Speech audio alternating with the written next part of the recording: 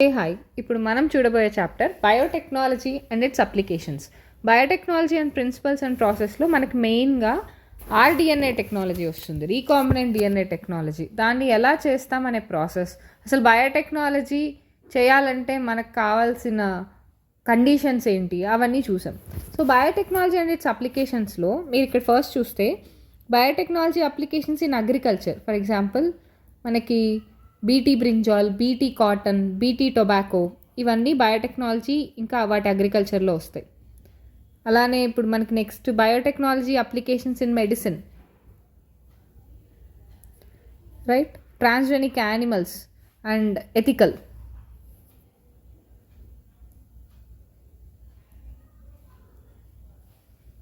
Okay, so ethical issues ఇవన్నీ వస్తాయి. So బయోటెక్నాలజీలో అగ్రికల్చరల్ అప్లికేషన్స్, మెడిసిన్లో మళ్ళీ therapeutics, diagnostics, so transgenic animals, ethical issues. So biotechnology ఏంటంటే మనం ఈ చాప్టర్లో మెయిన్గా ఇండస్ట్రియల్ లెవెల్లో, ఫర్ ఎగ్జాంపుల్ బయోఫార్మస్యూటికల్స్, బయోలాజికల్స్, ఇవన్నీ genetically modified micro organisms such as fungi, bacteria, plants, animals, ఇలా ఇవి ఎలా ప్రొడ్యూస్ చేస్తున్నాయో చూస్తున్నాం. ఫర్ ఎగ్జాంపుల్ హైరుడిన్ అనే యాంటీకోయాగులెంట్ని ప్రొడ్యూస్ చేసేది బ్రాసికా న్యూపస్, అంటే మస్టర్డ్ ద్వారా మనం హైరుడిన్ అనే యాంటీకోయాగులెంట్ని ప్రొడ్యూస్ చేస్తున్నాం. అంటే ఏంటి, మనం రీకాంబినెంట్ డిఎన్ఏ టెక్నాలజీతో ఈవెన్ ట్రీస్ మనకు కావాల్సిన హార్మోన్ని ప్రొడ్యూస్ చేసేలా చేస్తున్నాం. సో బయోటెక్నాలజీలో మెయిన్గా therapeutics, diagnostics, genetically modified organisms, crops for agriculture, processed food అంటే beer, wine, citric acid, aspartic acid, citric acid, lactic acid, butyric acid, acetic acid, ఇవన్నీ ఎలా ప్రొడ్యూస్ చేస్తున్నాం. అలానే బయోరెమిడియేషన్, వేస్ట్ ట్రీట్మెంట్, సెకండరీ అంటే ప్రైమరీ ట్రీట్మెంట్ కాకుండా secondary ట్రీట్మెంట్లో మనం ఎలాగ మైక్రో ఆర్గానిజమ్స్ని వాడి ఆర్గానిక్ మ్యాటర్ని తగ్గించి మనం వాటర్లో రిలీజ్ చేస్తున్నాం. సో 3 క్రిటికల్ రీసెర్చ్ ఏరియాస్ ఉన్నాయి బయోటెక్నాలజీలో. మనం ఏంటంటే బెస్ట్ క్యాటలిస్ట్ని ప్రొవైడ్ చేయాలి. So in the form of improved organism కావచ్చు, అలానే ఒక మైక్రోబ్ అవ్వచ్చు, లేదా ప్యూర్ ఎంజైమ్ అవ్వచ్చు. ఇలా ఒక బెస్ట్ క్యాటలిస్ట్ని మనం తయారు చేయగలగాలి. So creating optimal conditions for engineering the catalyst. ఆ క్యాటలిస్ట్ మెయింటైన్ అవ్వడానికి వాటికి ఆప్టిమల్ కండిషన్స్ని క్రియేట్ చేయగలగాలి. Down streaming process is very simple. మనం వాటిని ఎక్స్ట్రాక్ట్ చేసి, ప్యూరిఫై చేసి మార్కెటింగ్ చేయగలగాలి. And now let's learn how human beings మనం ఎలా మన క్వాలిటీ ఆఫ్ లైఫ్ని పెంపొందించుకోవడానికి బయోటెక్నాలజీని ఎలా వాడుకోవాలో ఈ చాప్టర్ చెప్తుంది. Biotechnology applications in agriculture. So usually మనకి 3 ఆప్షన్స్ ఉన్నాయన్నమాట ఫుడ్ ప్రొడక్షన్ని పెంచడానికి. ఒకటి అగ్రోకెమికల్ బేస్డ్ అగ్రికల్చర్, ఇంకొకటి ఆర్గానిక్ ఫార్మింగ్, ఇంకొకటి జెనెటికల్లీ మోడిఫైడ్ బేస్డ్ అగ్రికల్చర్ అనమాట. సో యూజువల్లీ గ్రీన్ రెవల్యూషన్ అనేది చాలా ఇంపార్టెంట్ ఇక్కడ. సో గ్రీన్ రెవల్యూషన్లో ఏంటంటే మనం సక్సీడ్ అయ్యాం, ట్రిప్లింగ్ ద ఫుడ్ సప్లై. కానీ ఇప్పుడు గ్రోయింగ్ అయిన హ్యూమన్ పాపులేషన్కి సరిపోవట్లేదు. Increase yield have partly been due to use of improved crop varieties. మన క్రాప్ వెరైటీస్ని ఇంప్రూవ్ చేస్తున్నాం, but mainly due to use of better management practices. మనం అగ్రోకెమికల్ ఫర్టిలైజర్స్ ఇవన్నీ వాడుతున్నాం అన్నమాట క్రాప్ని బాగా పెంచడానికి. సో ఫార్మర్స్ డెవలపింగ్ వరల్డ్లో అగ్రోకెమికల్స్ అనేవి చాలా ఎక్స్పెన్సివ్. ఫర్దర్గా మనకి ఈల్డ్ కూడా ఇంక్రీజ్ అవ్వదు. With existing varieties is not possible. Using conventional breeding తోటి మనం ఈల్డ్ పెంచలేం. మేబీ అవి హెర్బిసైడ్స్, పెస్టిసైడ్స్, వీడిసైడ్స్ వేయడం వల్ల పురుగు నుంచి కాపాడొచ్చేమో కానీ ఈల్డ్ పెంచలేం. సో దానికి ఒక ఆల్టర్నేటివ్ పాత్ ఉంది. దానికే మనం జెనెటిక్స్ని అండర్స్టాండ్ చేసుకోవాలి. సో ఫార్మర్స్కి మ్యాక్సిమం ఈల్డ్ ఎలా వస్తుంది అంటే, and the way to minimize the use of ఫర్టిలైజర్స్ని తక్కువ వాడాలి, అంటే కెమికల్స్ని తక్కువ వాడాలి. సో హార్మ్ఫుల్ ఎఫెక్ట్స్, ఎన్విరాన్మెంట్కి హార్మ్ఫుల్ ఎఫెక్ట్స్ ఉండవు. ఫర్ ఎగ్జాంపుల్ మనకి యూట్రాఫికేషన్, బయోమాగ్నిఫికేషన్, ఇవన్నీ మనం వాడే పెస్టిసైడ్స్ వల్ల కూడా వస్తాయి. And at the same time మనం ఆ ఫ్రూట్స్ని కానీ వెజిటబుల్స్ని కానీ కన్జ్యూమ్ చేసినప్పుడు మనకు వచ్చే ఇల్ ఎఫెక్ట్స్ కావచ్చు, వేరే ఈకోసిస్టమ్ డ్యామేజ్ అవ్వచ్చు. ఈ పెస్టిసైడ్స్, హెర్బిసైడ్స్, వీడిసైడ్స్ వల్ల వేరే ఆర్గానిజమ్స్ ఎక్స్టింక్ట్ అవ్వచ్చు. So all these things. So plants, bacteria, fungi, animals, వీటన్నిటి జీన్స్ని మనం ఆల్టర్ చేయొచ్చు అనమాట. సో జెనెటికల్లీ మోడిఫైడ్ క్రాప్స్ అనేది సొల్యూషన్ మనకిప్పుడు.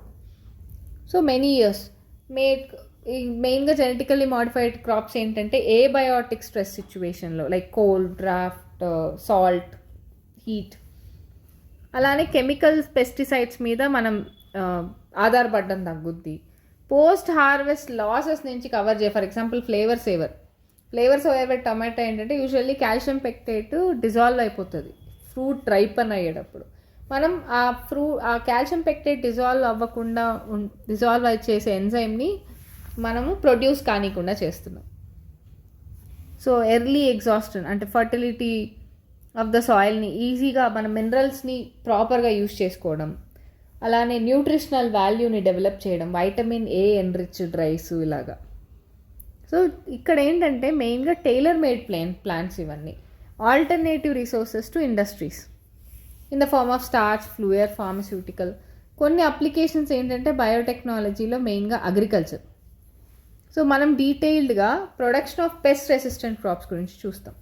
ఫర్ ఎగ్జాంపుల్ బ్యాక్టీరియం, దాన్నే మనం బ్యాసిల్లస్ తురింజెనిసిస్ అంటాం, బీటీ షార్ట్.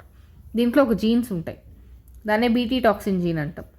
సో దీన్ని ఆ బ్యాక్టీరియాలో క్లోన్ చేసి బ్యాక్టీరియాలో నుంచి తీసి ప్లాంట్లోకి వేస్తే ఆ ప్లాంట్ని తిన్నగానే ఇన్సెక్ట్ చనిపోతుంది. సో ఇప్పుడు మనకు సపరేట్గా ఇన్సెక్టిసైడ్ అవసరంలా. సో ఇక్కడి నుంచే మనం biopesticide BT cotton, BT corn, BT rice, BT tomato, అలానే బీటీ టొబాకో, పొటాటో, సోయాబీన్, ఇలా రకరకాలు. సో బీటీ కాటన్కి వచ్చేసరికి బ్యాసిల్లస్ తురింజెనిసిస్ అనేది ఒక బీటీ టాక్సిన్ని ప్రొడ్యూస్ చేస్తుంది. ఇవి జనరల్గా ఇన్సెక్ట్స్ని చంపేస్తాయి. మనకి లెపిడాప్టెరన్స్, కోలియాప్టెరన్స్, అలానే డిప్టెరన్స్.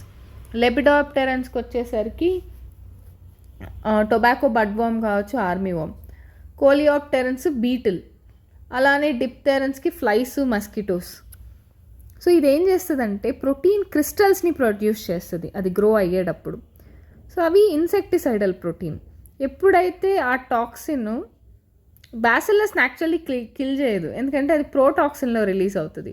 అది యాక్టివ్ ఫామ్గా ఎప్పుడు కన్వర్ట్ అవుతుందంటే ఇన్సెక్ట్ స్టమక్లో ఈ ఆల్కలైన్ ఎన్విరాన్మెంట్లో అది కన్వర్ట్ అయ్యి అప్పుడు ఆ సర్ఫేస్ మిడ్గట్ మీద ఉండే సర్ఫేస్ ఎపిథీలియల్ సెల్స్లో నుంచి వాటిని పోర్స్ చేసి స్వెల్ చేసి ఈవెన్చువల్లీ ఆ ఇన్సెక్ట్ చచ్చిపోతుంది.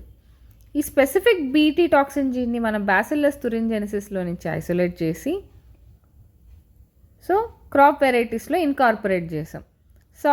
చాయిస్ ఆఫ్ జీన్స్ అనేవి డిపెండింగ్ ఆన్ ద క్రాప్ బట్టి, టార్గెట్ ఆఫ్ పెస్ట్ని బట్టి. For example most BT toxins insect group specific అనమాట. So toxins coded by gene, ఆ జీన్ పేరు క్రై అని పెట్టారు. సో మనకి cotton cry 1 AC, cry 2 AB, ఇవి కాటన్ బాల్ వామ్స్. కార్న్ బోరర్కి వస్తే క్రై 1 AB. సో ఇవన్నమాట. సో ఇలా మనం ఫర్ ఎగ్జాంపుల్ ఈ పిక్చర్లో మీరు క్లియర్గా చూడొచ్చు కాటన్ బాల్.